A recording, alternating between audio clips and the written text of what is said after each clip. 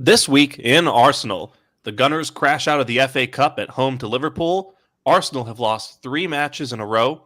Questions are being asked of Mikel Arteta, and the team looks to reset with a winter break in Dubai. Let's get into it. Welcome in to This Week in Arsenal, episode 41. As always, I'm Sham, aka Aaron Shamsy. You can follow me on Twitter at Shamsdale. And with me, as always, is the main man himself, Sash, who you can follow on Twitter at LT Arsenal. Sash, how you doing, my friend? It's rocky times to be an Arsenal fan these days. Yeah, but also I think a good break for the next week to 10 days as the team prepares to go to Dubai. I think this is a good point to reflect on the season as a whole. I think sometimes we have to put our values into practice, and we've discussed many times over the last few months that look, Arsenal is just a part of our lives. You cannot be so invested to the point that you let one result dictate your mood for the entire week. And I'm trying to change my relationship with how I support the club. I love the club. I want the club to do well, but I'm also trying to view it as something which is more of a fun thing rather than something where, oh, Arsenal have to win and I'm going to put all my emotions in a week into that. It's not going to be like that anymore. So from my point of view, while the results are disappointing, I take it. I take the good and the bad. Sometimes you have to go through adversity to also enjoy the good times. And I think Arsenal, yes, we've had some difficult moments in the recent matches. 1 win in 7 games, not ideal. But I also think it's not the end of the world. We were just top of the table a couple of weeks ago, and people were like, oh, we're good. We can't suddenly be shit, can we? So I think there has to be some perspective here. And all in all, I just think let's enjoy the football. Let's enjoy everything. Let's not take everything so seriously. And because we're just fans, we're not like the coaching staff or the manager where our jobs are at stake based on how the team is doing. We're supporters. Let's support the team. And yeah, let's have fun discussing the recent results on this podcast as well. And I'm really looking forward to discussing it with a very special guest, Sham, who you will introduce. Yeah, and I agree with everything you said. By the way, in terms of kind of how I'm interacting with these results, and kind of how to approach things moving forward. In terms of the illustrious guest that we have with us today, you know him from the Cannon Pod, you know him from Ball Over Passion, and it is the one, the only George V AFC. George, how are you doing, good sir? It's been a while since we've had you on, but as always, it's great to have you back on. What an introduction. You guys do me too much. I'm very humbled by that. It's brilliant. No, I'm excited, man. I think that I love talking, breaking down Arsenal. I love interacting with fans because I'm always this kind of person that no matter how the low is, I'm very solution based. I think that there's always a way that we can improve. I think there's always a way that we can criticize constructively and then try to find a solution that we can get better, because I think fundamentally, we as all fans, no matter where you sit on the positive or the negative end of the spectrum, they just want what's best. And I think I've learned a lot of times, how, Sash, you're talking about how to interact with the club. I think I've learned how to interact with fans a lot more on my time over here, because I think that is the broad point. I mean, I don't think that there's one quick fix, but I'm just really excited to get into our season, Liverpool, and really just the squad as a whole, where we stand, because I think it's exciting, but there's so many things that we can do that can just really tweak our ability to maximize our play, our squad, and our club. Yeah, 100%. Yeah, and I cannot wait to actually discuss the recent results with both of you. And I tell Sham this sometimes, that this podcast for me is like a therapy session where I just get my thoughts out, because this is why I joined social media some years ago, because I wanted an avenue where I could discuss the club with fans. And I'm really happy that we started this podcast over the last year, and we can actually discuss this and also bring in really illustrious guests like yourself, George, who will only help our knowledge on the game improve even more. So I'm looking forward to this podcast. And I think a good place to start is not the Liverpool match, but rather look at the season as a whole, right? There are multiple schools of thought. So as I mentioned a couple of weeks ago, top of the table at Christmas, and everyone was saying Arsenal, they are the contenders. Then out of the blue, we lose a couple of games. One against West Ham, I think we were a bit unlucky not to get more out of that match. And then a disastrous performance at Fulham. And suddenly we're 5 points behind Liverpool out of nowhere. And obviously, then the FA Cup game comes, which we lose, and fans are like, Arteta, he's not won a trophy in so and so years. And then it goes from Arsenal are great to Arsenal are shit. And George, I want to get your thoughts on this season so far, because I'm seeing a lot of extremities in opinions. There are many ways of looking at this. We have more here. He says, talk about Thomas Partey versus Declan Rice. We will get into that. He says 10 points worse off at this stage compared to the last season when Partey was the sixth. We did spend 200 million, George, and have we really improved from last season? How do you see it? How do you see the season so far? I think we've changed our style of play, and that's the biggest thing that I've seen. Whether or not that's been an improvement or not, I think we've gone for a greater control model. Really, what I see is us looking to control transitions quite a bit more and basically try to make sure that we can sustain our period of dominance throughout the course of a season as opposed to a course of 3 to 4 months. And in doing so, you essentially have to take away from somewhere. And if you're going to do that, it's been the point of the attack. That's been really Mikel Arteta's philosophy as a whole, if I'm really going to judge him as a coach, by the way. I mean, people keep talking about how he's a disciple of Pep. I've always said he's a lot more defensive than people believe. And I think that as a whole, he's looked to get the margin of difference because he saw an issue with the way that we were controlling transitions, particularly in the run-in. Now, at points, I don't think that he's managed this transition of this new change in philosophy as best as he could. I think there are some squad management things. I think there's some implementation about how we've changed how we use our wingers, particularly. I think the emphasis of the team has changed a little bit, and we don't give the freedom to our superstars in the same way that top clubs typically do. That's been probably one of my biggest critiques of the game model. But I think as we continue to add players, and we have had a significant amount of injury to key players. I look at Urian Timber and I look at Thomas Partey. If people are going to quote last season, Thomas Partey played 90% of the sample that people keep quoting as probably the best version of Arsenal, right? Mm-hmm.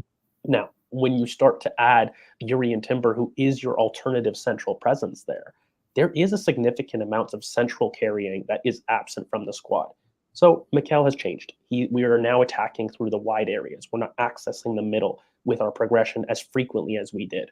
Now, is that on Declan Rice versus Thomas Partey? I think that's a bigger discussion. I've seen a lot of stats, and I actually look at Declan Rice, and I don't see an issue with progression. What I see is ahead of him. The focus has changed. You look at the impact of Granit Xhaka. You look at the impact of, by the way, even Gabriel Jesus, who has played something like 40 or 30% of the sample of the season so far. So you're looking at a very different type of 9 that's interacting. And when I look at people like, for example, Gabriel Magalhaes, and I look at his progressive passing numbers, which are down from something like 87% passing efficiency to 54%. That shows me the player didn't suddenly lose his passing repertoire. You can see it. I think he's lost his options. Last year, you're looking at Granit Xhaka being able to overload out wide. You're looking at Jesus being able to overload wide, both promoting a more central Gabriel Martinelli, whereas this year, you're looking at Gabriel Martinelli, not only is his production down, but you look at the amount of chances where he's receiving it, his touch maps, his XG per shot, they all point to a wider Gabriel Martinelli, and they all point towards less options ahead of the ball. So there are definitely some things that I think we can do to improve, but as a whole, I think our shift to this more control-based model is important. It would be better for us as a title challenger in sustaining it. But I think the way we have done so with particularly Kai Havertz, maybe our fund allocation with David Raya, the marginal increase there that I'm not sure I agree with, we haven't done it in the best way. So when you ask me, we've spent 200 million pounds, I feel as though a good 130 of those was brilliant business. And then I'm starting to look at the 65 million pounds with Kai Havertz, and I'm not sure the best version of even that profile makes us a team that gives us the difference. So I have a little bit of mixed feelings where I'm kind of supporting the change in game model. I'm not sure we've got the pieces and the squad management that have maximized that right now. Yeah, I mean, I could not agree more. I think you put it very well. I think obviously we want to get more control. There were games at the back end of last season where teams picked us off in transition moments, and I think Arteta is still a bit scarred by that.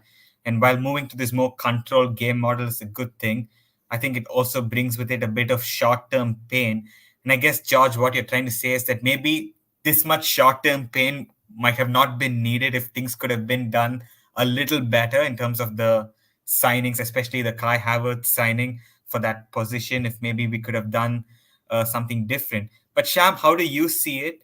What are your thoughts on the season so far? How are you feeling as a fan? Just a couple of weeks ago, we were pretty optimistic on here. Has recent results changed your perception a bit about how we are this season? I think both of us did say that we don't expect Arsenal to actually win the league this season, even at the start when everyone had us favourites. So has your stance changed? And what do you make of what George said? Yeah, I mean, I don't think we were ever really the favorites. I think City always were the favorites, and I think the way I feel about the season is about the same as I did before. Obviously, I'm really disappointed with the West Ham and Fulham and Liverpool performances. I think West Ham and Liverpool, there's a lot of encouragement to take from those performances. Particularly, I think, in terms of Liverpool, how we just repeatedly cut them open, created really, really clear opportunities. And I'm willing to write off the Fulham match as, something of a fluke, freak result where I think just fatigue caught up with us. Fulham really took the game to us, and their tactics and their play won on the day. So I think there is a change coming. I don't think we're going to keep on losing matches. I don't think we're going to keep on finishing as poorly as we have been. Although, maybe we can talk about whether we will ever finish efficiently unless we, make an acquisition or a change at the top of the lineup. But yeah, I mean, I agree with what George said as well, especially on the Martinelli thing. I've seen people try to come up with really asinine excuses as to why Martinelli has not been performing at the same level this season as he did last season. And it's pretty straightforward. We took out Xhaka and we put it in Havertz, right? So we went from a really great passer and someone who's willing to overlap and underlap at the right moments for Martinelli to get him central to, really give him that support. And we went from someone who isn't a great progressive passer, kind of just seems to, make runs into the box. I think he's a really intelligent mover off the ball. And I think he's really useful in terms of winning duels and kind of controlling the physical side of the game. But, I think Havertz was very much the wrong profile to put there with Martinelli. I'm still waiting for Arteta to kind of make that change where he moves Odegaard to the left 8 role and Havertz over to the right 8 role. I think that would, I don't think it would entirely fix everything, but I think it would make things a little bit better. Yeah. So, there were those progressive passing, data visuals that were coming out from, I think, Mark R Stats that showed the difference in our progressive passing percentage across the lineup between last year and this year. Martinelli has suffered clearly, and Kedia isn't giving him the same support that Jesus does. I mean, it's probably pretty well documented that those two don't really link up in play together. Havertz not nearly as close to Xhaka's progressive passing numbers last year, and like George said, it's affected Gabriel as well. So, yeah, I mean, I feel good about the team. Obviously, there are some pretty glaring issues that need to be worked out. I do want to take issue with this comment about kind of Thomas Partey versus Declan Rice. I don't think there's a world in which Rice is the issue, right? Because there was, there's a graphic that kind of has been doing the rounds on Twitter today showing that Rice's progressive passing is, his forward passes take place way more often than these supposed sideways and backwards passes that everyone says he makes, right? I think it's like 3 or 4 times as many forward passes as backward passes, and I think if you watch Rice, he does try to play up, through these middle blocks. We've seen how good his switching is. He's a really good progressive carrier, right? So Rice is a progressive player. Obviously, I think Partey is maybe a more vertical passer than Rice is. Partey, I think, also is way better kind of turning that corner than Rice is right off the ball.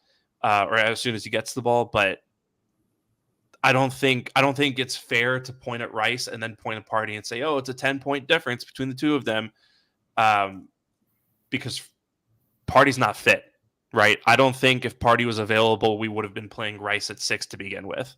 Maybe we do it occasionally, but I think there's more validity, and I think Partey would have had a role to play in our midfield on a pretty consistent basis. So I don't think that's fair to Rice. In terms of Havertz, yeah, I think that acquisition is something that we can definitely question at this point in time, and I think the three of us will get on to that, as we move forward. I mean, I'd love to just jump in on that Thomas Partey versus Declan Rice debate, because I just love to throw some stats around there. I mean, you mentioned how he does do 3 times as many forward passes as backward, but that's also combined with him producing the most progressive passes in Europe's top 5 leagues. That's also combined with him increasing his progressive efficiency from Thomas Partey to 92% to 96% as per Mark Stats. So, I mean, this idea that Thomas Partey is more progressive than Declan Rice, I don't think is true. I think there are a couple differences when I analyze the players, for sure. I think that Declan's a lot stiffer when he receives some of his body positioning, so his angles aren't as great. So Thomas Partey can receive in a block much better than Declan Rice can, but Declan Rice is a better mover of the ball than Thomas Partey is in the dribble.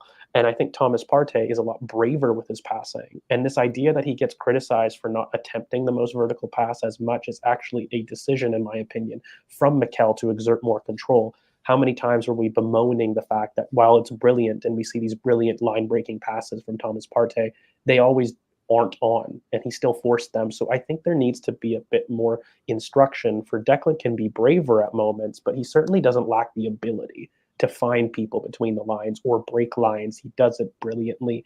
I just think that the idea was having them play together. And, I always hate that this is the reason. I think that 10-point gap comes from Kai Havertz to Granit Xhaka far more than it does Thomas Partey versus Declan Rice. And you could even argue Eddie Nketiah versus Jesus, because I think people don't understand the amount of games that actually Jesus has missed. And so when we start talking about some of these things, and I start asking myself, for example, Gabriel Martinelli, if I'm debating him being inside versus touchline, there's certainly far more points gained and lost there as well. So I just think the play ahead of the back 5 has changed far more than the play in the back 5 has from last season. And I think that's where the biggest gap that we can talk constructive criticism. You know me, Sham, I'm a big proponent of this winger central midfield complement and moving a passing profile. And I've always said, for me, I'd love to see Martin Odegaard on the left, but it doesn't have to be just him. I look at Fabio Vieira. I look at making sure that we can maximize that area of the squad by getting somebody that can release Gabriel Martinelli quickly. Because for all that we debate between Gabriel Martinelli, Kai Havertz, and Eddie Nketiah, all 3 are running profiles. They all prefer to run into space. And when you have too many people wanting to do the same role, there's a redundancy there. And so you do need to start asking yourself, how can we complement these players best? How can we look to maybe maximize them? And the last thing I'll say, I'm sure we'll get into detail, is I think Kai Havertz, and I've said it in the summer, he was bought a year early. I always felt as though that he was bought with the idea of a plan that we can't implement right now. And I think that's a valid question fans can have, like, why buy a player that you're not seeing the immediate production from? But then also, if you don't have those pieces, surely you should buy things that potentially let you have a bridge to that next plan a lot better. And that could be a better use of funds. So I think that's a fair criticism that I personally have with the acquisition. But when I look at Kai Havertz, I just think there's a lot of baby coddling in the manner that we evaluate him, because there's a lot of good things we see, but fundamentally, despite his out of possession competency in duels, he is nowhere near aggressive enough on the ball. That's whether through passing, conviction. I don't mind if he misses, guys. Like, for me, the biggest frustration I have is he doesn't pull the trigger. And I would love him to misplace passes, but he just doesn't even attempt them. And so that's the biggest frustration, I think, as a fan, where you're seeing somebody that is too afraid to make a play. And I think that's a bigger problem than doing it and messing it up. That, for me, speaks to a much bigger issue, actually.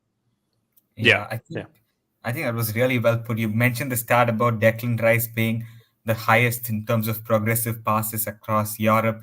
And in fact, in that list, you even have like Granit Xhaka, I think, who's third in that list. And we've gone from like Xhaka to Kai Havertz. I think I would like to actually see how many progressive passes Kai Havertz has played, and I don't think it's going to be a lot. Like I cannot remember any occasion almost where he's picked up the ball in the left central midfield and played a ball in between the lines to find Odegaard in the pocket. Like I've not seen that pass from him. Like even a through ball to like Martinelli, I have not seen from him. And I think you put that very well, that he doesn't even try to attempt that pass. I don't know if he can pull it off or not, because I think at Leverkusen there were some moments where he did pick a pass, but obviously it's nowhere to the same level of consistency that someone like Xhaka was doing. And I think that is obviously a huge problem for us. But going into the forward line, I think all of us can agree that the forwards have suffered a bit because of the midfield, especially the lack of that playmaker profile on that left-hand side to balance out with the runner who's Martinelli from that left-hand side. I think the attack has been a bit disjointed, but still they have had quite a few chances. And I'm trying to figure out why the inefficiencies there. Like I know someone like Gabriel Jesus, Sham and I, we speak about him on every other podcast, and we keep saying the same thing, that he's a player that ever since he's joined the Premier League, he's underperformed his XG in the last 6 seasons. So I don't expect Gabriel Jesus to suddenly turn into this lethal finisher. But there just seems to be inefficiency everywhere. Even Martinelli, who's actually a pretty efficient finisher usually, not been himself in front of goal. Saka, you can say the same. I think Odegaard at times is dropping more deeper than I would like at times, because we don't have that left central midfielder like Xhaka, who was there last season, who would drop deep, help the team build up. Like Anfield, I thought was a phenomenal performance by Odegaard, where he actually dropped into midfield and he was taking a lot of initiative on the ball. But still, I think that also meant that we didn't have a player to attack the box in that position. So it's, for me, it seems to be a bit disjointed, but still, I think we could have put our chances away. So Sham, why do you think that is? Like last season, I felt we were more efficient. Yes, we were not a team last season that was winning 4-0 final every week. I think that was a frustration we always had. That why the hell can't we just kill a game off at 2-0, 3-0? Why can't we score 4, 5, 6, 7 the way Liverpool do? I think that's a frustration we even have now. But this season, it seems to have gotten even worse. So what do you put the lack of efficiency down to? Yeah, I mean, I think part of it is that we spent so much of this season just not being able to create chances at a high level to begin with, that I think when they did start coming along, Saka and Jesus Martinelli snatched at them a little bit, right? I think, and George can correct me here if I'm wrong, but I think this kind of boils down a lot to mental factors, right? And so, when you kind of feel like you're feeding off scraps like we did before we started playing Odegaard a little bit deeper, right? And the chances started, coming a little bit more often. I think players snatched at them a little bit because there was that thought in the back of their head of, I don't know when the next opportunity I'm going to get to score is, right? And, I think just what happens a lot with forward players, I feel, is that the more you miss chances, the more you start overthinking them, right? Should I take it first time? Or, maybe I should, I should fake and then, switch feet and dribble a little bit more. Maybe I should lay it off, right? And then you start overthinking, you start making the wrong decision. And I think that's just kind of a vicious cycle that has, enveloped the entire attacking line, right? I think you can see it, with Jesus, with Saka, with Martinelli, with Odegaard, whenever they get into these situations, I think they're just overthinking it a little bit. They're taking that extra touch. They're shooting when they should pass, and they're passing when they should shoot. So yeah, I mean, I think it's just a mental thing kind of created by the fact that we didn't create chances to begin with. And then when we started creating chances, we just missed too many, and it snowballed from there. So I think this trip to Dubai comes at a good time, right? Because I think it's a good moment for everyone to just have that little mental reset, right? Obviously work on some shooting drills while they're over there. But, I think people are going to come back and, hopefully be over this, mental hump that I think currently exists in our forward room. Yeah, I mean, I think For me, mate, like I think the season can be bookended into two parts, right? Like I would say from August to roughly November, mid-November, the team was creating minimal chances, but was actually scoring on quite a few amount. And then the team switched. From mid-November, we were able to make a couple changes within the team, and namely Martin Odegaard's switch and roll and his different priority in the midfield. Having him deeper meant that we created and accessed the center more than we were doing. It led to an increase in chances, but then our forwards dried up. And it wasn't just one, it wasn't just two. The entire forward line went cold. And for a team, by the way, that is also a kind of collective team, like if you were to look at our front line, right, there are no killers there. We know this. I'm not saying anything revolutionary, but there's also no significant ball striker. I would say Trossard is our best ball striker off both feet, and he's a sub. But beyond that, we don't have somebody that's got an elite ability to strike the ball. So you're basically, in theory, playing with pass it 1-2 connector type midfielders. I think Gabriel Martinelli is maybe the closest forward option in that collection of forwards. But for the most part, they're kind of combination players. And the success of Arsenal was that you absolutely maximize the number of people that would score, but you didn't funnel your attack to one person. There's benefits to that. And I think as a coach, by the way, the one thing I will say as a devil's advocate answer, you want more people able to score, so you diversify your chances of scoring. You want that. But the issue that I think I'm finding is in this forward line, we don't have enough players that are willing to take control and authority. I look at Bukayo Saka, I look at him as our superstar, right? The amount of times that I see central Bukayo Saka is not enough. It's not enough in terms of the squad. It's not enough in terms of a bigger team. They all allow their superstars a lot more freedom than I feel we do. And if you look at the defensive sprint numbers and their collective effort, while I appreciate how humble they are to do it, I actually hate it. It actually makes me extremely angry because then they're wasting energy and they're not finding themselves in the positions to be higher up the pitch to maximize their energy and their output. So for me, we need to get better as a team to platforming people and making sure that we give them the best zone of influence, I call it, which is just simply getting them in areas where they're most comfortable in. That's all it is. It's a technical term for basically saying, get your better players closer to goal. That's the point. And if you do that, you'll be a lot better, or at least give your team a better chance of finishing. I will say, just to end this, there is a certain amount of unluckiness in this finishing. Guys, 6.47 XG, 61 shots in the last 3 games and 1 goal. I think that goes beyond just systemic issues. I mean, you do blame the players on an individual level to that, but you're not going to finish in the 5% level for the rest of the season. That's not going to happen. It is a bit of a freak. But one thing that I do draw a little bit of positivity from to end on that is I would say in the last 5 games in particular, our high press has returned, and it has returned with a vengeance. I think that we have done a lot better about regaining possession and making sure that we're pressing teams from the front a lot better. We know we have that, and I'm anticipating the second half of the season for that to ramp up as both the fitness of the squad with returning players comes back, but also as we look to kind of start to press the gas in our intent.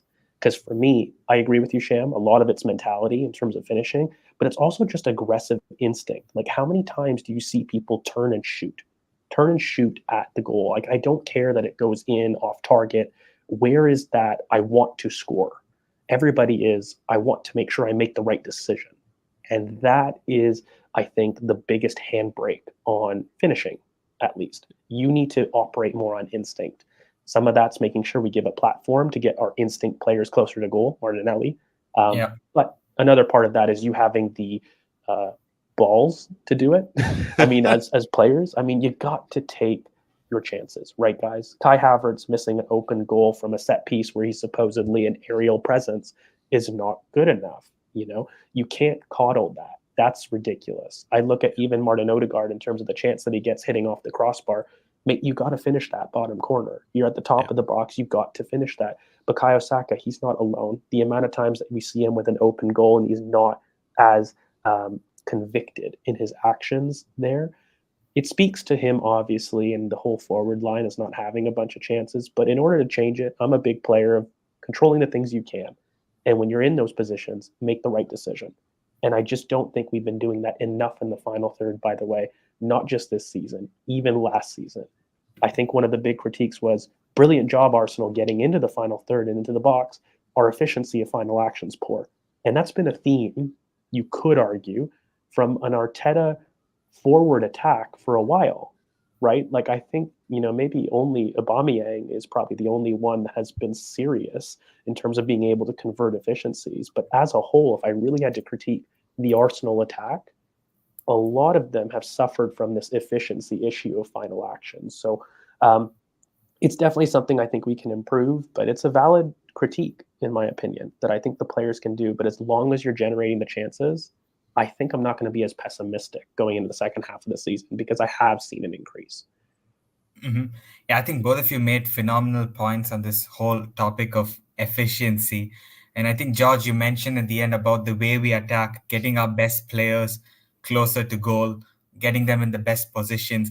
And I think this is for me personally, like if I have to critique Arteta, this is something that, like, I look at Klopp, for example, like from his very first season when he came to Liverpool in 2015, they were pretty electric to watch going forward. And you could argue, like, yeah, they did have the Coutinhos of this world back then. They had some good players. They had Firmino and all these players. But I also think Klopp, no matter what attackers he's had on that pitch, Liverpool have been incredible to watch going forward.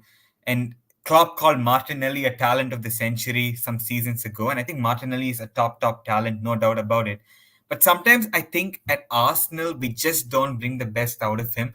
Like, I'm just visualizing a player like Martinelli at Liverpool playing in those half spaces as almost like a second striker, playing with that instinct, And of course, Liverpool's game model is a bit different. They have a lot of transition moments, but I think it's really good for their attackers.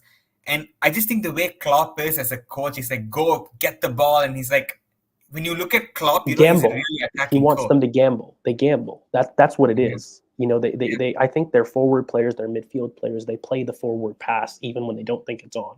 Exactly, the directness. Yeah. Yeah, and so that directness, I think. Well, I mean, look at Arsenal. Arsenal are one of the slowest build-up teams in the league, along with Man City. You look now. The one thing I will share, maybe just as a counter argument, this could be a fitness thing that Mikel has been scarred from last season. If you actually look at the number of sprints that the top teams have made, Tottenham, Chelsea, Liverpool are top of that list. Look at their injury lists in comparison to others. Now you look at the build-up too. It's a lot quicker in those same teams. So it's not just that they're sprinting more as a whole. Their build-up is more direct. And so the strain on basically doing that has meant, that they're going to suffer from more injuries, which I think Liverpool are seeing slowly. I mean, look, Salah's unfortunately out with, to AFCON, and of course, Endo's out. But look, Trent Alexander-Arnold with tearing his LCL, that's kind of a position where they force him to be the guy that's constantly pressing, right? And I think it's a good thing that we've balanced it, but I'm with you where when you're in those final third moments, take the gamble. Take the gamble about trying to be more creative. It doesn't have to be the best thought out decision sometimes. And I think that's a balance our forward line doesn't strike. Yep. And this is what I enjoyed about us last season as well. I think more like you had like Jesus, Martinelli, they were rotating. It was really dynamic. Honestly, I really enjoyed watching Arsenal after a long time last season, for the first half of the season at least, where it was really dynamic and you could see the attack, they were clicking. And I sometimes think when you're attacking well, you're generating chances, players will also finish better. I think as Sham mentioned, like when you're, I wouldn't say we're feeding off scraps, but like we're not playing in a fluid way. And when suddenly a chance comes to you, you might snap at it. So I think definitely a lot of work has to be done on the attack. And even historically, Arteta has always been, even in terms of his signings, let's sign defenders first. Let's build a solid base. Whereas Klopp has always brought the explosive players at the start. I'm not saying that one is right or one is wrong, but I just think even in terms of our attack, I think we've brought in Gabriel Jesus and Trossard. I think those are the only two like proper forward signings that Arteta has even made, and that's certainly not enough. So, George, I want to get your thoughts on Mikel Arteta. A lot of like opinions on him in recent weeks. I think some of them are really extreme, like those that are calling for his head. I don't even know what to say.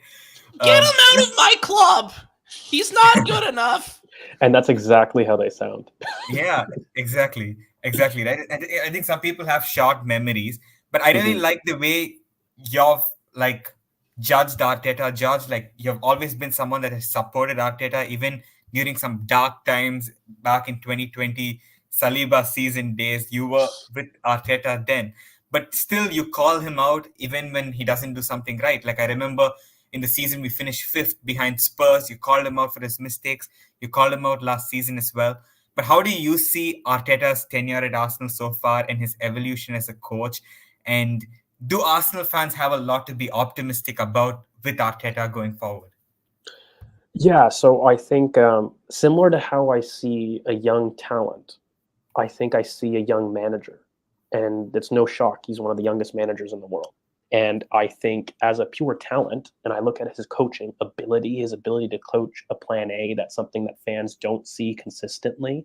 By the way, it's not just last season, but the season before, his win through the FA Cup, his ability to coach and beat teams clearly better than him with far inferior players means that he's a coach that's far more talented of a mind than I will ever be.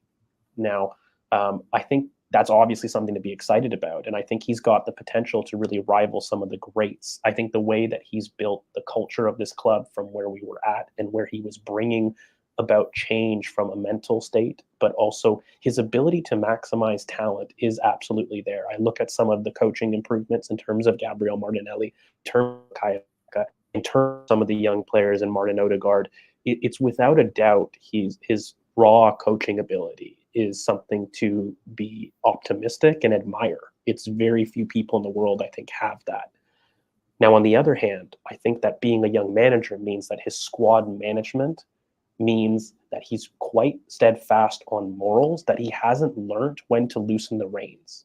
And that is an experience thing. That's also an experience thing, I think, as you get older, where you start to appreciate which battles that you want to win. And I think that at the same time, while he has a brilliant plan A, his response to injury to recreate the plan A is poor. And we've seen that in multiple seasons. I don't think it's just one season. So that for me is the good and the bad with Mikel Arteta. I think as a whole, he's somebody that's very clear. His recruitment for a lot of people, this is my biggest gripe on the timeline. It's not poor. It's one of the best in the world, in my opinion. Yeah. He's got a very clear idea of the profiles that he makes. And if people are going to critique some of the poor ones in terms of Sambi Lakanga, Tavares, I'm fine to waste 8 or 20 million pounds. There's very clear critique with Kai Havertz, and I'm here to have that conversation. I think it was a mistake. I don't think that every manager, just because you have brilliant ID, then that means that eludes you from a bad decision. Every great manager who has the most brilliant ID, I look at Arsene Wenger as the pinnacle of ID in terms of creating gems, at the same time, like recruited Johan Drew. And so you're sitting there saying, okay, like there are misses and there are pros. But as a whole, I would say Mikel's tenure has been built off the back of brilliant recruitment, maximizing funds and making us compete and jump steps earlier than we could have. I don't think last season people expected a title challenge. They wanted a top 4 security, but we got one. And we're looking at this season having jump steps, but then saying, well, we need to match what we've done last season to see progression. And that is kind of the battle that he's going to be competing with right now. I think that for me, the domestic cup involvements aren't something that, I'm inherently angry about as a whole. I mean, I look at us exiting them as an annoyance. I don't like to lose or leave any competition.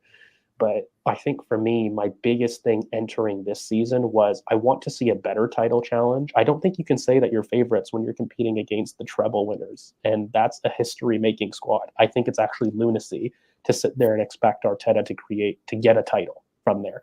Now, I want to see a comparative title challenge, and I don't want to see us kind of with 10 games to go, 7 points, 8 points away from the top. That for me is not a competitive title challenge. I define one that within the last 7 to 10 games, you are within 5 to 7 points. That for me is overturnable. We've seen it. That's a competitive title challenge. And as well, I want us to do well in Europe. That meant for me, minimum quarterfinals, but I expect a semifinal entrance into the Champions League. Now, that could be a little bit of people saying, well, George, you're asking a lot for a team and a club that have been historically poor in Europe. But for me, that was the biggest change that I wanted to make sure that I had maximized, because prior, the Europa League and other areas of our exits were shambolic. And I wanted to see that progression from the coach. So that's still within play. That's still something that I actually think we'll have a brilliant job at. I look at our out of possession variety. I look at our build up variety. And as a team, we do suit more knockout football in the current state. So I think we have an ability to go far in the Champions League. But I look at Mikel Arteta right now as somebody who is a flawed prospect, a flawed genius, if you will. And that's okay. I look at people like Pep. I look at people like Klopp, Arsene Wenger, Alex Ferguson. Name any of your favorite managers and tell me one that was the guy in his first 5 years of management. They're not Very good there. point. Yeah. So, Yeah. But at the same token, for as much as I believe in him as a talent, that doesn't mean that he does things perfectly. And I'm here to have those conversations about squad management that I hope he learns from. And I mean, I look at how his use of Eddie Nketiah, his use of Reece Nelson, his uses of Emile Smith-Rowe, they're not good. He doesn't maximize his squad. And, he needs to understand the value of the squad because he talks about how much he loves the diversity, but I don't think he maximizes their potential because if you're not playing people, how do you expect them to be ready for when you need them? And so you need to do a better job, or at least in my opinion, he needs to do a better job about making sure everyone feels the same love. And I make that point because I do think there are times that it almost feels as though there are players that go in his bad books and players that go in his good books. And it's very much a case of I'm not sure how. I look at Emile Smith-Rowe as the perfect case study to this, where it definitely seemed last year he was in his bad books. For whatever reason, I can't understand that, but he was. And he wasn't playing when we know that he was fit and he was able. But then this year you hear him talk about Emile Smith-Rowe, and he will get his opportunities. We are very excited in the manner he's done his rehab. He gets a spot on Arsenal.com. Emile Smith-Rowe wasn't being promoted like this last year, and so there's been a change. I don't know what it is.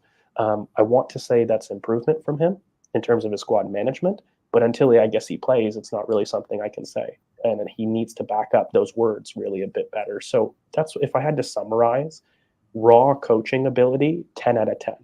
Still struggling with the experience of squad management, both in making sure everyone feels loved, but also making sure that his plan A, which is brilliant, can be recreated through other means. Those are my biggest constructive criticism points for him. Yeah, no, I think that was very well laid out. I would agree with you with regards to his man management and squad management at times. Like, I think sometimes a player, they need an arm around them when they're going through a difficult moment. I think Arteta picks the players he wants to do that for, by ignoring certain others, as you mentioned, like Smith-Rowe. I think is a great example of that. And I think this is something he has to get better at as time goes. And I also think sometimes when a manager gets success, I think maybe he also exerts even more sort of control over like a squad. So if Arteta wins the Premier League or wins the Champions League, suddenly he has that pedigree.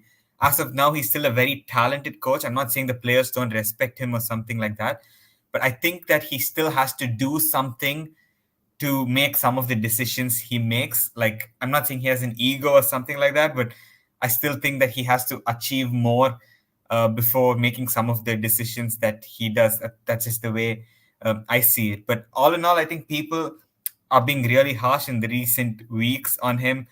You made the point about recruitment. I just want to say that we've recruited for the most part without Champions League football. We've had to recruit young players on relatively low wages because we essentially trimmed the full wage bill. We've got rid of like 25 plus players, essentially have a new squad. We finally have Champions League football, and we look like we're going to be a stable club that's going to be playing Champions League football season in, season out. So I think that's where the improvement happens. And also, on your point about this season, obviously Man City, they're treble winners. They're going to be the favorites. But I don't know how many people know that Man City actually outspent Arsenal in the summer transfer window after winning the treble. So it's not as simple as, we've made Champions League football for the first time in 6 years. We've put 200 million. We have to beat Man City. But I agree with you, George, that, we want to see a title challenge. We want to see the team competing. As of today, they are, despite recent results. And we just hope that it can continue until the end of the season. But Sham, what are your thoughts on Arteta's tenure so far? How do you see it unfolding? Do you also agree with regards to the concerns that George had a bit on like his squad management and the way he's treated certain players? What do you think he's done well? What could be better? We need a full 360-degree analysis from you on.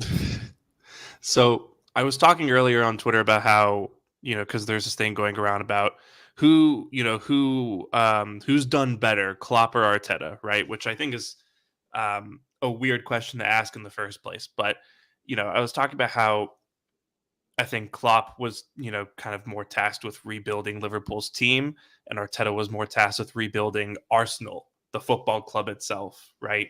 And someone jumped in my mentions and said, "How has he rebuilt the club? We're a laughing stock when it comes to transfers," which I thought was a really interesting take, because I can count the number of bad signings that we have made on one hand, and I don't mean signings that haven't worked out. I don't think that's the definition of a bad signing, right? I mean signings that we made and we could see from a mile away that it was a bad decision, that the logic wasn't there, that it was more of a shot in the dark, that there was a lot of risk associated with that acquisition, right? So I think the Havertz and the Raya transfers have really clouded people's views about about Arteta's talent ID. But before that, we went and spent 105 million on Rice, and that's normally a very risky amount of money to spend on someone. He's been worth every penny, right? We went and got Timber for 40 million. Obviously, he only made it to day one of the season before he tore the ACL, but from what I saw, immensely impressive, right? Was maybe our best player of preseason, had a lot of leadership and great mentality about him. Obviously, the traits on the pitch are there as well in terms of his athleticism and his ability on the ball, and kind of what he offers us in terms of his versatility, right? We're talking about him as a guy who could maybe take over for Partey, right, and be an inverted right back next to Rice. So I just think back to the summer of 2021, right, where we signed Odegaard and Tomiyasu and White and Ramsdale, right? And people were saying, "Oh, you signed a Real Madrid reject and some random Japanese guy, and you spent 50 million on Leeds' third best defender. You signed a goalkeeper who's been relegated twice, right? Look how those guys did. We almost qualified for the Champions League that year." So I think Arteta's talent idea is great. Obviously, I think he's bought into his hype a little bit with the Havertz transfer, right? I think that was a risk that we did not need to take. And honestly, I kind of hold that against Edu in terms of, not challenging Arteta on that buy, maybe suggesting someone a little bit safer, someone a little bit of a better fit in terms of profile, right? But that's one of the few mistakes he's made in terms of his acquisitions. And then, I think he's good at, I think, ruling with an iron fist, but not being over the top about it, if that makes sense. I think the first couple years, maybe he ran the risk of being too much of a dictator, but I think he's really done a good job of establishing this balance between being the guy who's in charge and being respected, but also being loved by his players. You don't need the second one, but it helps.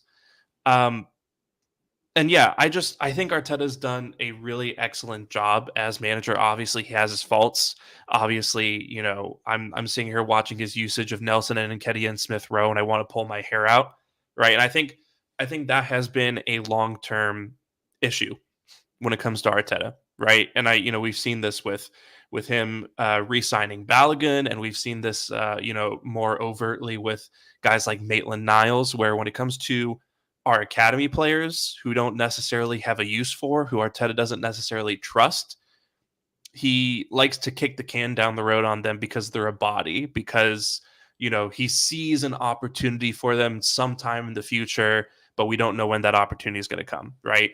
And I wish we would sell Nketiah and Smith Rowe and Nelson, right, and recoup some funds, and then jump into the January transfer window and get some reinforcements, right? I wish we would do that.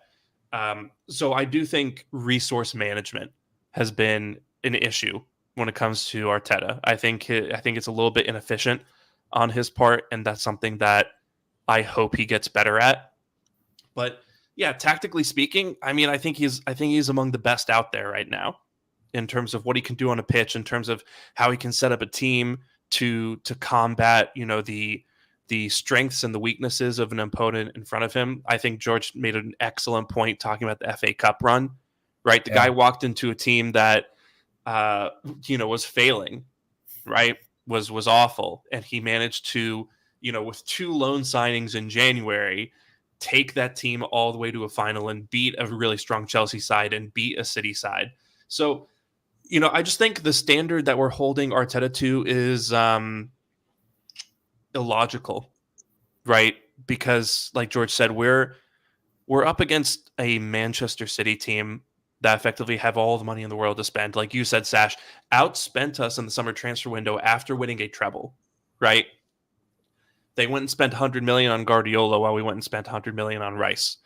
Sorry, not Gavardiol. Sorry, their names are very similar. But, my point is, right, that this is an unprecedented moment in football where you are up against a financial titan, right? A team that can buy any player they want, a team that has the best coach in the world, has several of the best players in the world, right? And has a roster that is immensely deep.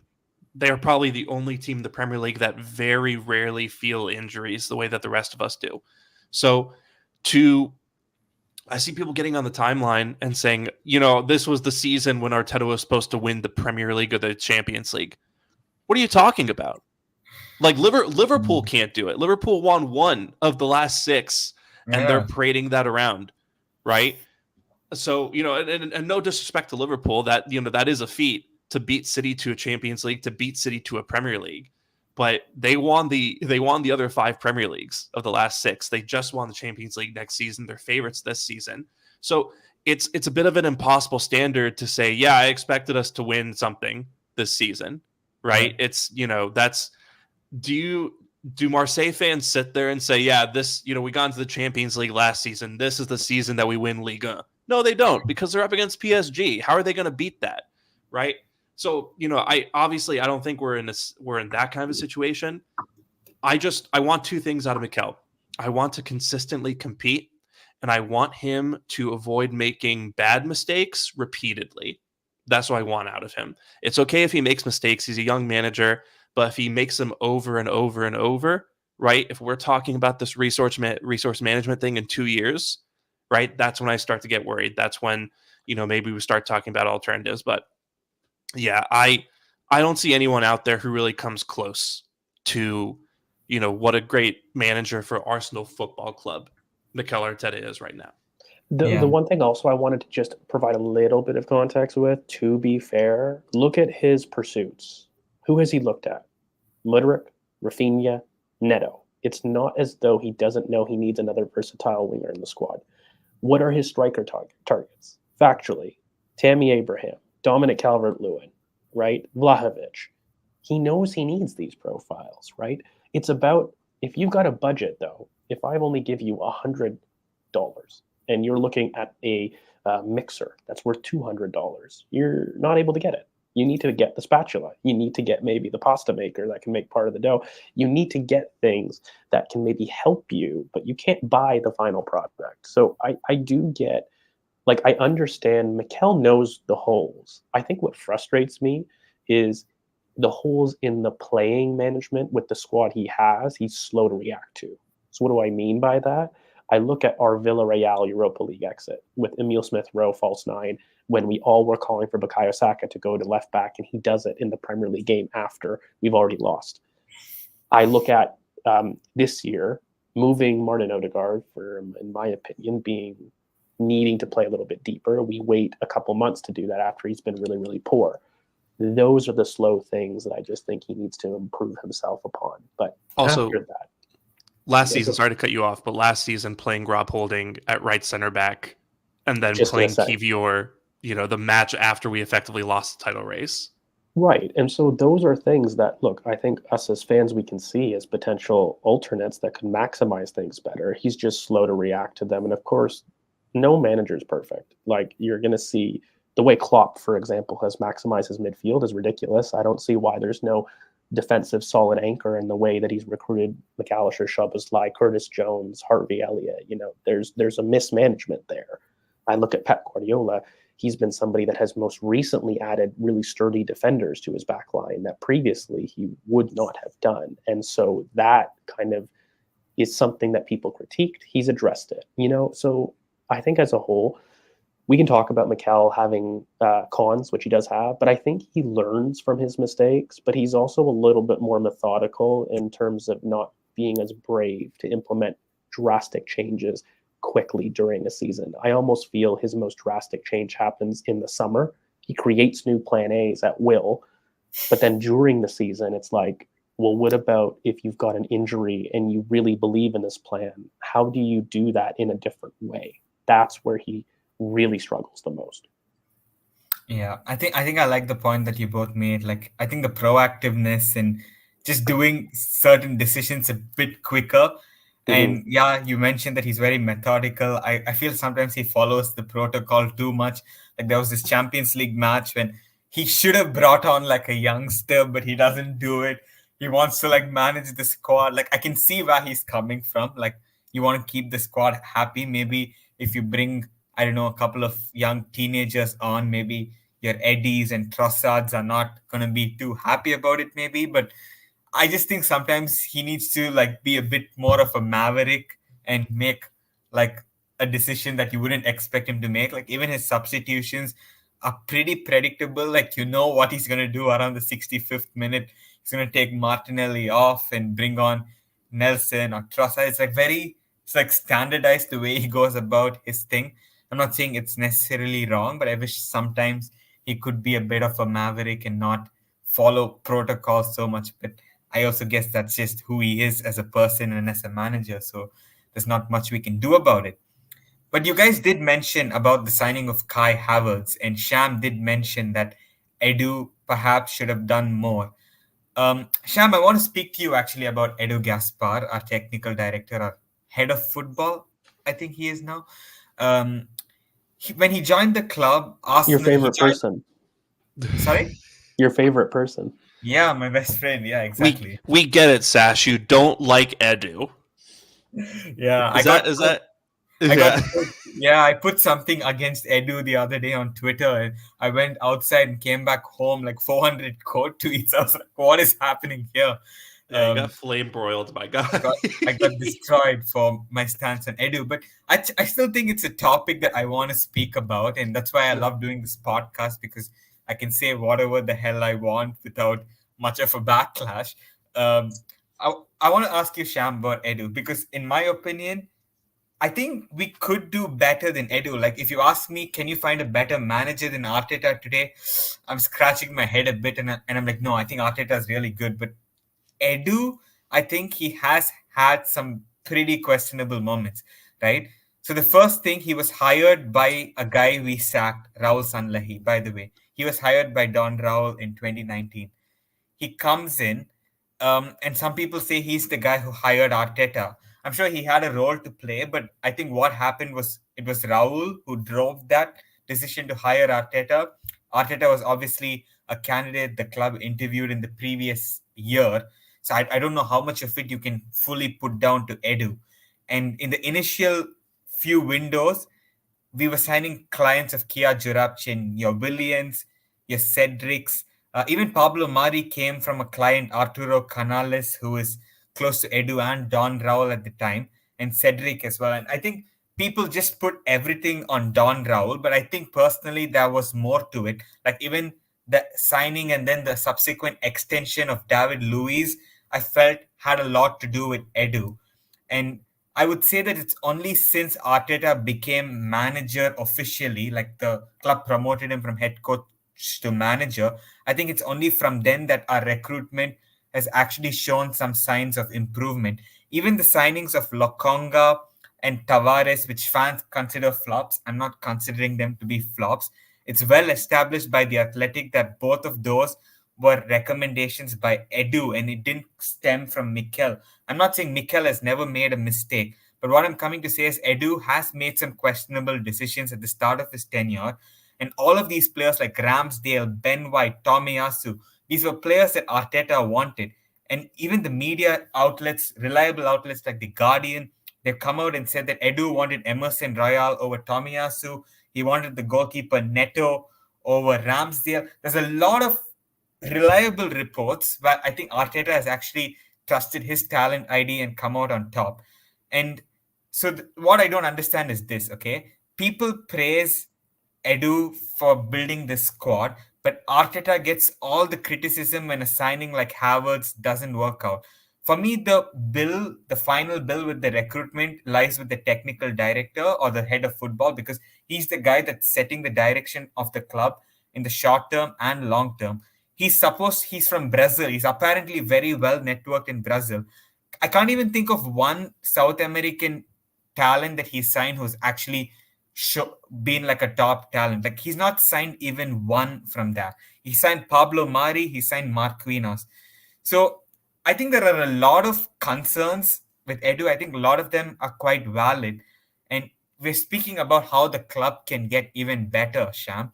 And I do think that this is a place where, I don't think we have the best in class. Let me put it that way in terms of the head of football. And I know this is a role that's really hard to judge because you don't know what's happening behind the scenes completely. I get it.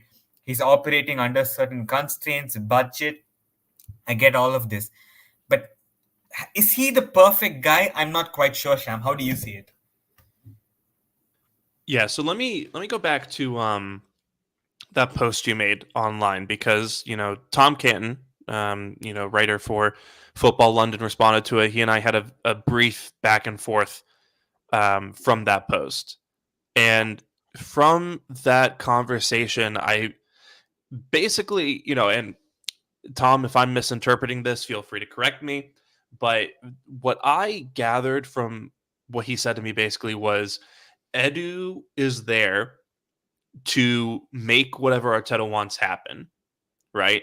Because I basically said, is it in Edu's job description to challenge Arteta on, ideas that he has for acquisitions that Edu may not feel is the best use of resources or not the best fit for the team? And Tom essentially responded and said, no, Edu's job, if Arteta wants a player, Edu is supposed to go get them and make it happen. And, if that's his responsibility, first of all, that's sporting director is a pretty heavy title to give a guy who, for all intents and purposes is just kind of the errand boy transfer wise for the manager. But second, in that case, then you can really upgrade on him, because Edu doesn't strike me as an amazing negotiator. The guy went and, got Kai Havertz from Chelsea, who clearly wanted to get rid of him, right, and wanted to turn over a new leaf. And he paid them £65 million and made Havertz our highest paid player, right? And like you said, he's had some iffy recommendations at various positions as well. I think, maybe this is on me, but I think the sporting director or any technical director, their job is to be a foil for the manager when it comes to recruitment. Their job is to not only collaborate with the manager and figure out transfer targets and, develop a recruitment strategy around that, but I think their job also is to challenge the manager and let them know when they think they're wrong, and, to really offer a check, a form of pushback, right, to prevent situations like signing David Raya for, a £3 million loan fee and then effectively practically promising that we're going to sign him permanently in the summer, right? Which is what I think has effectively happened here. That's his job, to push back on Arteta and say, hey, maybe we should stop listening to Iñaki Kenya all the time when he recommends goalkeepers, right? I think it's his job to push back on Arteta and say, hey, maybe, paying a third of our overall summer budget when we really need to upgrade in this position and perhaps get in one more guy. Maybe we don't need to go spend that much money on this guy who is kind of a shot in the dark until we have the other pieces that we need to make him effective for us, right? So it's nothing against Adu. I think he's pretty solid at his job, all things considered. He's been part of a very successful recruitment process, all in all. But I feel like a lot of the time he's a pair of saloon doors for Arteta, and I just want someone in there who is a little bit more willing to, you know, be a second form of authority when it comes to our recruitment, and be someone who really challenges the manager to be as efficient as possible with the resources that he has. Yeah, I think as a whole, we just need a better definition of the backroom staff, don't we? Because, I completely disagree with Tom Canton's not just opinion, but it's just wrong because, what would Richard Garlick be responsible for if, Edu's the one responsible for that? What is Tim Lewis responsible for? Who sets the budget effectively? Like, I think in a football club, you've got a committee. Right. And there was actually a brilliant episode on The Overlap that talked about this transfer special. And, Gary Neville's like, where does the buck lie? Manager, sporting director. And I think that's kind of what you're insinuating here, where I think in your opinions, it both lies with the sporting director. And I think, not to be a cop out, it is a combination of both, because I look at, for example, the most successful sporting director in my mind, who is the grade A sample, is Michael Edwards from Liverpool. In his time, he was the GOAT in modern times in terms of sporting directors. And I look at Klopp, for example, who's a brilliant manager, and he can represent elite manager, right? And I look at the situation of Mohamed Salah. It was Michael Edwards who was pushing for that position, while it was Jurgen Klopp who wanted Julian Brandt, a good player, but definitely not Mohamed Salah. And we're not saying that Klopp is an idiot, right? I really picked up on the point that you guys were talking about in terms of challenging Mikel. You need to have somebody that you respect in that position to make sure that it's a failsafe, because for as brilliant as you are, you don't get everything right. And you need to have somebody that's willing to challenge your opinion and that you will listen to. If you don't respect them, then you don't do that. And then the decision-making process isn't fruitful, let's say. I think the sporting director's job personally as a whole, I think how we've structured it, the most important people is Tim Lewis. He is the director, or not the director, sorry, the communicator between KSE and the football side, right? He's the one that sets, you have 200 million pounds to play with. That's it. You're not allowed to go over, right? Then there's Richard Garlick, who does the day-to-day negotiations. Who's the one that's doing those bonuses, the add-ons, the structure of deals, amortization. I don't think Edu is necessarily responsible for those details. I think that has a lot more to do with the sporting lawyer that we hired in Richard Garlick. Yeah. Now, it is Edu's job, in my opinion, to get in touch with the agents to get an idea of partly selling the project, but we've seen how Mikel has really taken that over as a whole, and I think Edu's job is a bit more connecting. He's kind of the connector between departments, I would say, between it. Now, the problem with that is I think if you don't have a strong voice, then the one person making the decision on the profile of players is basically Mikel. And while I love him, I think that there's times that you can make a mistake. And I use that Salah Julian Brandt example to basically prove, like, look, you've got a really top manager that can make mistakes as well. And you need somebody that can challenge him. I have this thing with Edu where there's a couple things that I'm really upset with. One that I think he's done brilliantly that we haven't discussed, contract renewals. He has absolutely revolutionized, along with Richard Garlick, our ability to tie down top talent early.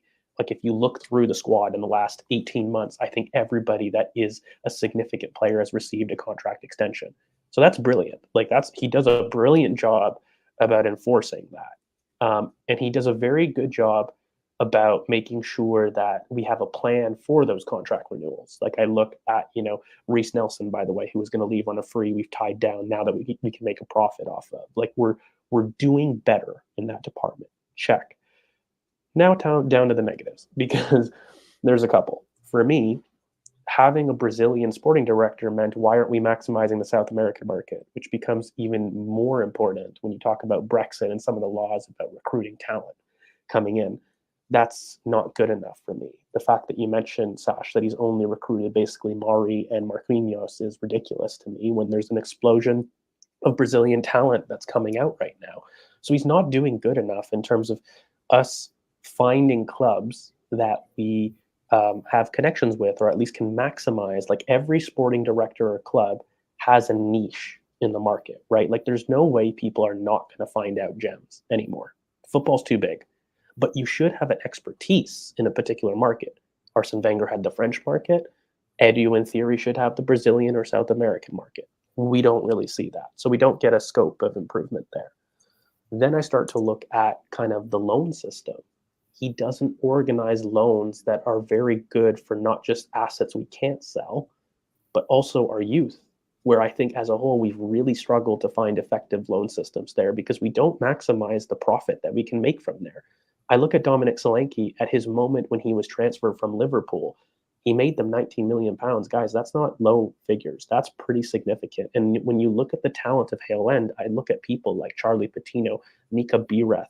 These are really people that are doing well in their loans. And if we don't believe they have a future with the club, then you need to make sure that you're providing loan systems where you're not changing two managers in one season, which is what Patino has had. And so I start to look at some of the positives. I mentioned Mika Bireth because it's been a great loan. He just hasn't been available. But then I look at people like, Brooke Norton-Cuffy, who has a good loan now, but last year at Coventry had a poor loan. And so it's a point of improvement for me. Our loan system can improve. And then lastly, not revolutionary, the selling. It's shambolic, pun intended. It's ridiculous. I think that as a whole, you can't succeed in a market where you're just looking to have success with trophies and the commercial revenues that come with it and not sell well. Every big club needs to sell well. Even the blank checkbook clubs like Chelsea need to sell well in order to maintain afloat. So we can't continue this. We need to see improvement there. Those are the big things for me, though. I think I look at Edu and I see, okay, you've done brilliantly with the contracts. It's probably 10 out of 10.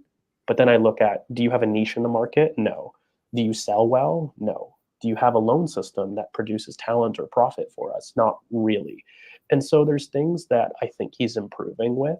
He's also a young sporting director. But when I start to look at Michael Edwards, who's out of a job, and I start to get jealous and I say, why can't we give him a blank check to come in? Because that's a position that we can gain a marginal gain in my opinion. I think we've done a good job in terms of our contracts, but again, that's not really him. That's more Julian Slot, right? She's the one that's responsible for coordinating those commercial contracts. So I don't think that Edu has as much power in the club that other people have, but I think my big point is I want our sporting director to have a bit more power. And you only get that by having a bit more success, experience, and pedigree, right? Yep. And that's the biggest thing. So I don't think he's a problem that we need to ship out immediately. But if we don't get improvement there, then that's something that you're going to critique in terms of our kind of backroom staff upgrade. Yeah. Yeah, go ahead, Sham.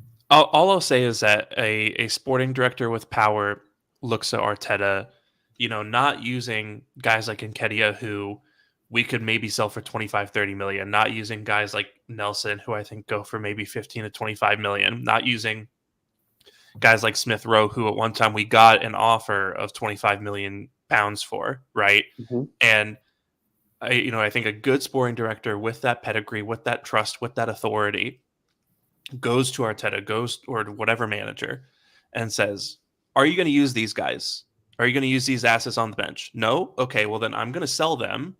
And I'm gonna get someone else. And if Arteta or whatever manager pushes back, a good sporting director says, do you want Reece Nelson and Smith Rowe on your bench, or do you want Pedro Neto on your bench? Because we can turn that into that, right? And obviously this isn't FIFA where you just press a couple times and you make whatever you want to happen. But I just think we lack that efficiency. And I think that your point about loans also, George, is excellent, because I think ever since Ben Napper left, our loans have not really been hits most of the time. I think Patino, it's worked out pretty well, but you have Marquinhos, whose loan at Nantes is about to end. Nantes, I don't know. I'll ask my fiance, but you have Marquinhos, whose loan is about to end. I feel like I'm pretty sure there's another loan who we're going to cancel or is going to end soon, but I forget which one at the moment. Mauro Bandera is going to be switching. I know that we've canceled his loan. He's another youngster that we believe in as well. Yeah. And then Norton Cuffy, last season wasn't a good loan system. Patino's been dealing with some, turbulence at his loan club as well. So, there's just I guess the main point that we're all trying to hit here is that And when sorry, you are also the loan system, it's not even just having better loans, but also recognizing which youth are ready for loans. I look at a Mario Cozier-Dewberry, who, by the way, look, I know no one's like a youth nerd like me, and I get that trope on Twitter, but this is a boy that got 17 goals and assists in one season. He was ready. He was killing it. And he also got an appearance, if people remember, what was that thing where we faced Lyon and Juventus? Was it like a World Cup thing last year where we faced, and I forget, and he started. So like, it's not as though he couldn't compete against adults. He was ready. I look at Ruel Walters. He's ready. He's not ready for the first team, but he's ready for a loan. We should have sorted one for him this year. I look at people like Lino Sousa. He is ready for a loan. He's been killing it at the U21 level. He hasn't gotten a loan, and he's just not ready for the first team yet. I think that, ironically, Chelsea is probably one of the best loan systems that we've got, as well as Man City in the league. Like, they do brilliantly to maximize the loan system so that their youngsters are ready. And you look at people like Oscar Bob, Rico Lewis, Cole Palmer, who had brilliant loans prior to them being integrated in the first team. And I just think not only do we do poorly at selecting clubs for loans, I think we do poorly at evaluating which youngsters are ready to be loaned and which are ready to stay, because people like a Mario Cozier-Dewberry, Ruel Walters, Lino Sousa, even Keon Edwards, by the way, like, these are top talents that, like, we need to get ready, and they don't have to be ready for the first team, but they have to be ready for a professional career. And if that means profit, or if that means with us, both are success stories, but we need to do better at that. Yeah, I think we need a pathway, right, for these youngsters. And I think it's also partly, you can say, on Mertesacker as well. I don't know how much of this is solely on Edu, but I guess he's part of it for sure. Well, he's the sporting director of the youth, right? So it definitely falls on him, maybe in general. But I mean, I don't think we have a loan director anymore since Ben Napier went to be sporting director at Norwich, right? So it's kind of a case of, I don't know who's filled that position. I'm sure that there's somebody that has. In the meantime, it just hasn't been broadcast. But again, it's just about those small marginal gains, isn't it? Like with Edu, you know what I mean? And I think the biggest things are fixing the selling position of this football club. That is huge. And I think that also maximizing our loan system is probably the third pillar on a playing level that he needs to maximize, because if you're going to buy well, like, one thing I don't think is fair, by the way, is if we're going to say Mikel has brilliant talent ID, like, the players that we've brought in as a whole have been a success. So you do have to say, look, Edu's part of that. He's part of the team. So you can't basically say he's responsible for Kai Havertz, but then not responsible for Ben White, Ramsdale, etc. So he does have a okay job, I think, in bringing people in. It's still not brilliant, because I think that we miss out on players that we don't want to miss out on, but it's still good enough. It's a 7 out of 10 for me as a whole.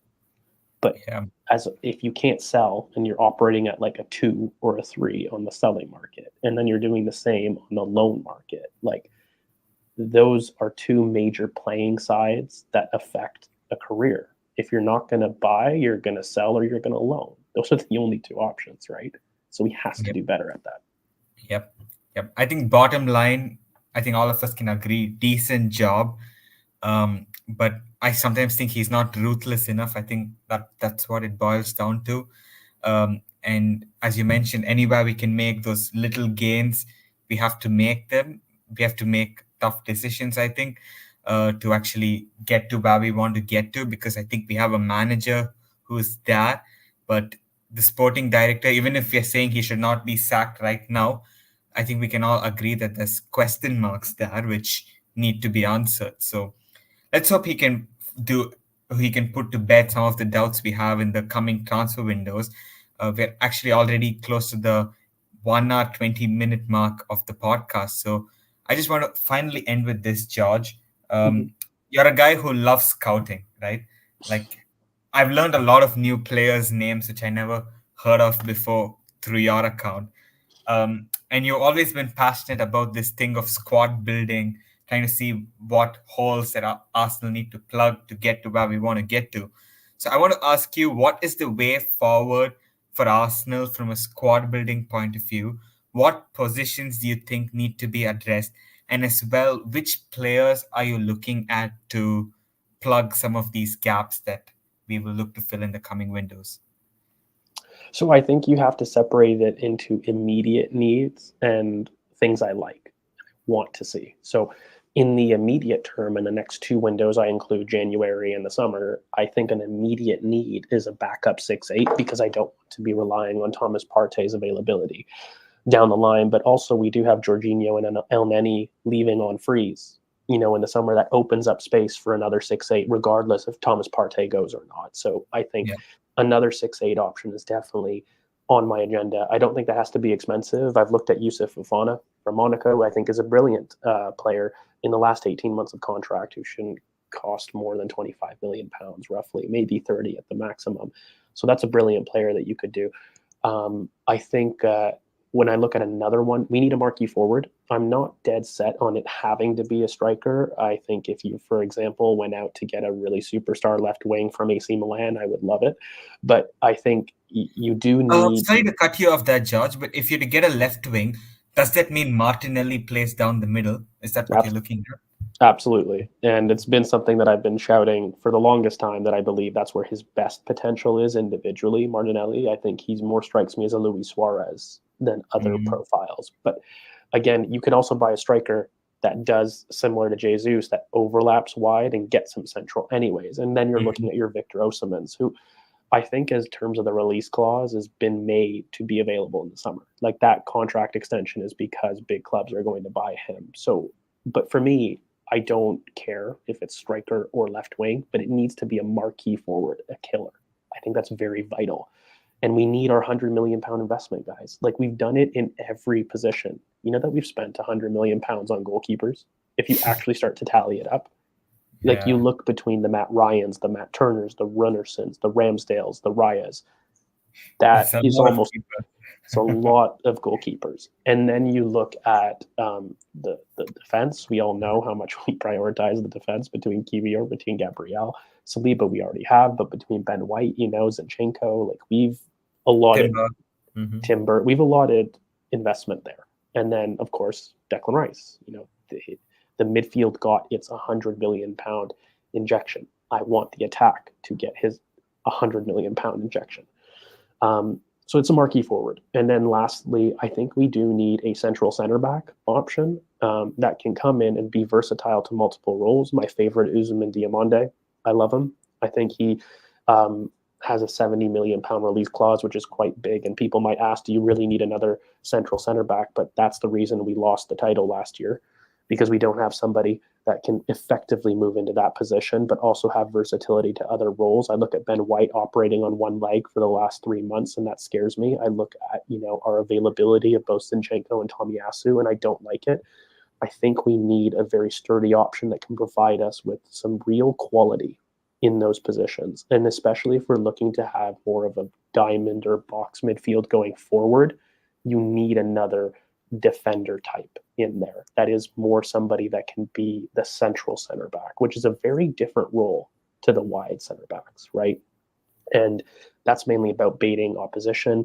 I think William Saliba is the one with the most minutes as well as the most 90s in the squad. It shows the strain that he has, and it shows if we lose him how important it is. So another alternate could be Danzo from Lens, which we all would have experienced already in the Champions League. I think he's brilliant. It could be a cheaper option to Diomande that we could look at as well. And then I do think we need a left back quite urgently, in fact. And I love Jarell Hato, by the way. Like, the link from Ajax, I think he gives me more of a Nathan Ake type, which is brilliant. I love that. I love that profile. We need it. But I will say, I believe that Kieran Tierney and Nuno Tavares are both guaranteed departures this summer. And so I would like us to recruit an overlapping presence down that side, because we've already, in theory, got an inverted option, even though it's not one I love. Like, I much prefer Jarell Hato to a Zinchenko in the long term. But, I mean, we have that option. So I just think it might be redundancy to continue to recruit that profile when we don't have the alternate. We don't have a way to switch it up. And so for that option, I look at Patrick Dorgu of Nice in Serie A, who I think is in that kind of Balde or Alphonso Davies mold of a really dynamic, overlapping presence that can operate on the inside, but he's a runner. He really has that dynamism in the carry. And so He's also 6'2", and he's a brilliant prospect. And that's kind of what I would be looking at as the immediate kind of red holes right now. And then down the line, I would love another passy 8 option that I think we really believe in. I don't know if Charlie Patino can develop into that personally. I think both between him and Miles Lewis-Skelly, one can live well, the other cannot. I think that, it's really difficult to maximize both in the squad, but I would like another passing option. I like Sver Naipan, who's a really young central midfielder that we can look to develop. But that's not a really urgent need. Those are all kind of options that I would look down the line. And then I would also like a versatile attacker. We talked about wingers. I love Nico Williams. And for a release clause of something like £50 million, I think he's the best wing talent in the world right now. So broad and bipedal, ball striking both sides. He strikes me as like a very young Kingsley Coman with a bit better creativity. And we lack that really explosive dynamic option in the front line. And I'm looking at people like Reece Nelson and Trossard. Can we sell both of those to buy Nico Williams and maximize funds? I think that's brilliant, right? Yeah. So these are decisions that we can make down the line, but I think that a versatile attacker, a passing number 8, and also potentially another right back option are things that I would want, but I don't think are needs this summer or this January. For example, I could look at Brooke Norton-Cuffy to come in to provide that overlapping option and really maximize the academy for a year to help out. Because with Timber back, you actually have a bit more flexibility, in my opinion, in the right back spot, especially if you're recruiting an Ousmane Diomande type as well. So you've got 3 options there already. So I think that those are kind of the 3 positions I look at summer of 2025 to address. But just to review, I would look at a 6-8 option. I would look at a central center back. I would look at a marquee forward, and I would look at a left back as really urgent needs. Yep. No, I think you summed that up really well. Gave a really elaborate talk on all the targets as well. And I think if Edu is watching this, hopefully he can take some notes and actually help us make some good signings this summer and not. I'll talk to him on speed dial. Yeah, exactly. I think maybe you're a consultant for all you know, and maybe you're not allowed to officially say that on the podcast. You signed an NDA probably. But no, these are some interesting names. I really like Diomande. And I just quickly wanted to ask you a couple questions. So do you see Diomande as a player that could also play at 6, or do you see him as only a centre back? Because the way he played, I remember he came on as a substitute against us last season it was, and the confidence he had on the ball, it gave me the feeling that he could even receive in midfield and do quite decently even as a 6. And you mentioned a lot of youngsters, but I think one youngster who's almost guaranteed to make it is Ethan Nwaneri. We have to find a place for him as well, shouldn't we? For sure, and that's why I'm not really looking at the 8 position as something that we really need to get. Sure, a 6-8 is needed because, Jorginho and El Neni are leaving, and also the Thomas Partey idea. I don't want to rely upon him in the next year, right? So we get that. But, I mean, by the way, not just Ethan Nwaneri, but Miles Lewis-Skelly, my favorite son, is brilliant. And, you need a pathway for these 2 as well. And by the way, if you start counting 8s, look at it. You've got Martin Odegaard, Fabio Vieira, Kai Havertz, Emile Smith-Rowe, Jorginho and El Neni are leaving. You've got Declan Rice that can operate there. You already have, 5 potential 8s, and then you have 2 youngsters that you really believe in that could make the squad. I mean, it's a lot of 8s. For 2 positions, 8 players, it's a lot. So I think that as an anchor position, we should just look at buying one of those 6-8s and then seeing what we have, and then evaluating and potentially selling to get something else if we don't believe that they're options. Yep. No, absolutely. And I was just a random thought, a bit unrelated to what you said, but I was just thinking about Fabio Vieira and the relationship that he had with Martinelli earlier on in the season, because there were a few games, I think Fulham home, for example, even Everton away, I thought the link up was really good. But then Vieira got injured, and once Vieira came back, Martinelli got injured. I'm just curious to see if Arteta revives that combination, because I think it's super effective. One runner and one really good player. Both of them very good relationship off the pitch, good chemistry. Just curious to see how that might play out. And I think, yeah, the underlying point is that we seem to have quite a few options for that 8th position. So I guess this is something we like go till the end of the season and then take stock from that and see. Well, I think like the big thing that I just want to get across in this last little segment is we need to become effective sellers. Okay. And what do I mean by that? It's more of a case of, okay, if you want a marquee forward, Eddie Nketiah makes sense. We all know that's the sale that could really help us in that department.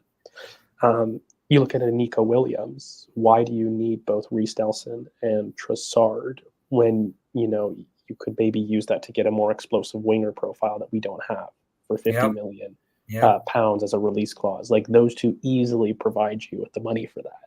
I look at even Ousmane Diomande. Now I love this boy, but he's not reliable, and it's Tomiyasu.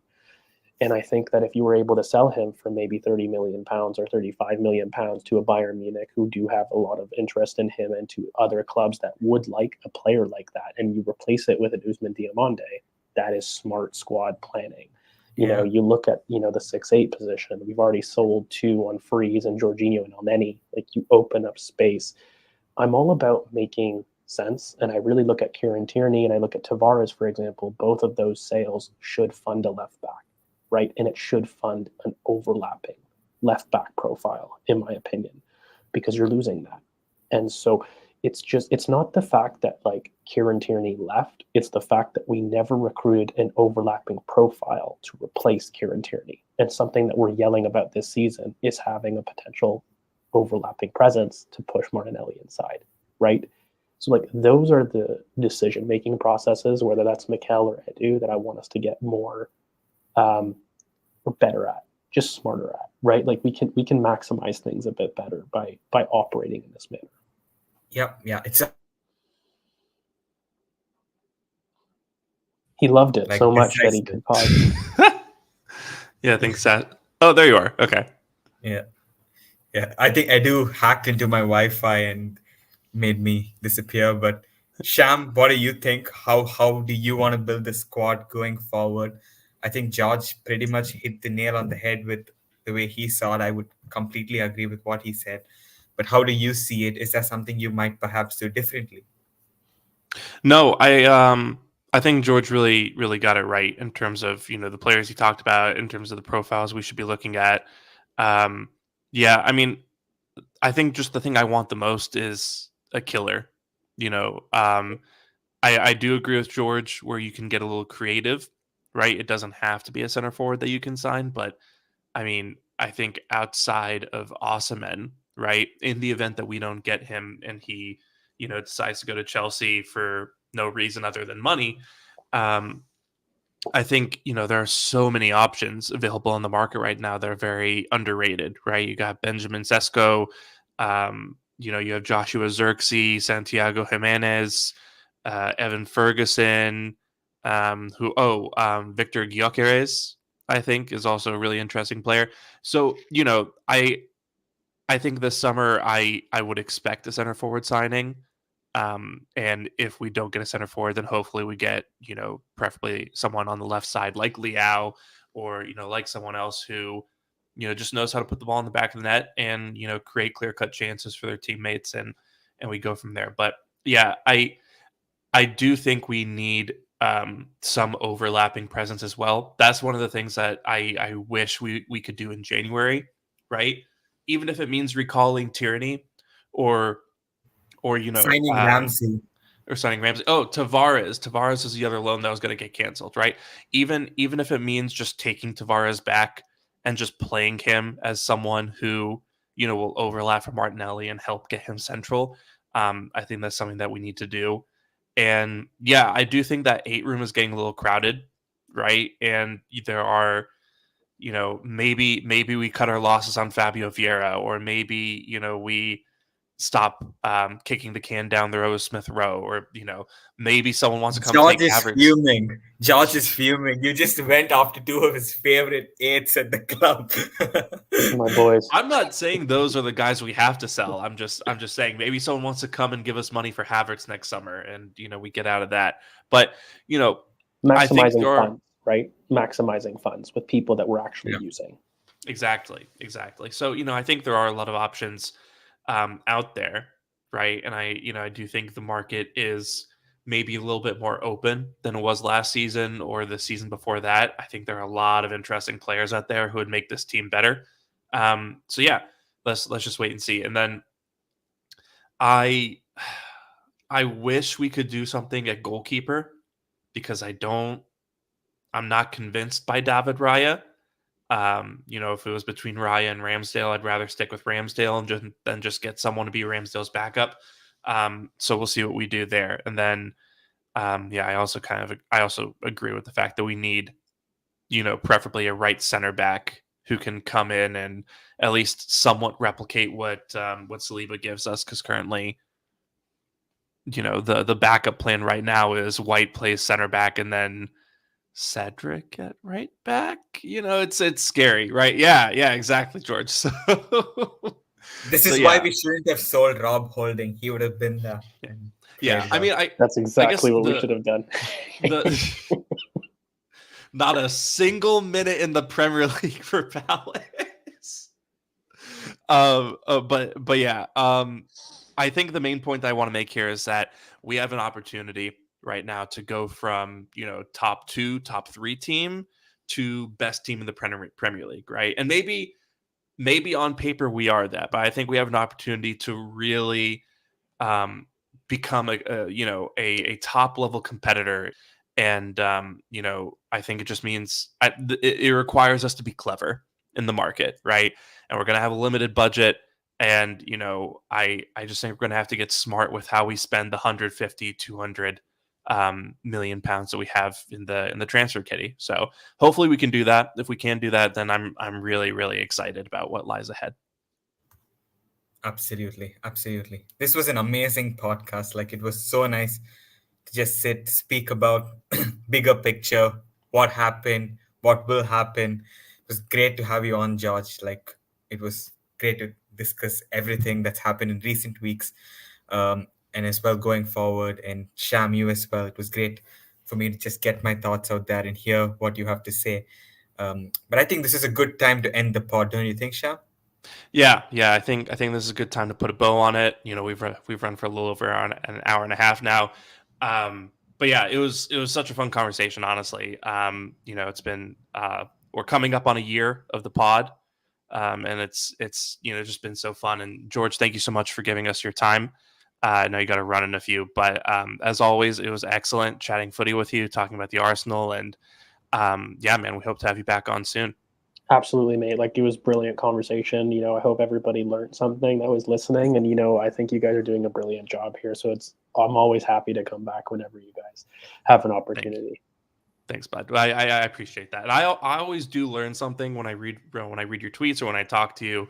Honestly, if you're watching or if you're listening, follow him at GeorgeV_AFC at Twitter. Legitimately one of the most informative accounts out there in terms of Arsenal and just football generally.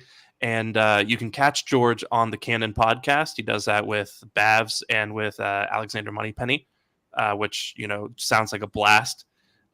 So make sure to check those guys out. Really great conversation.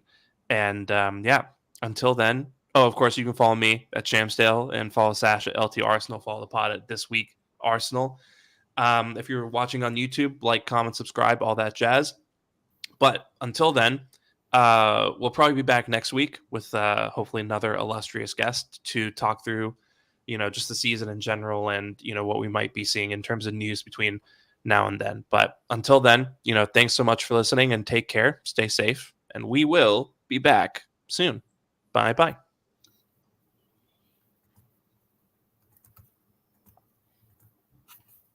I forgot I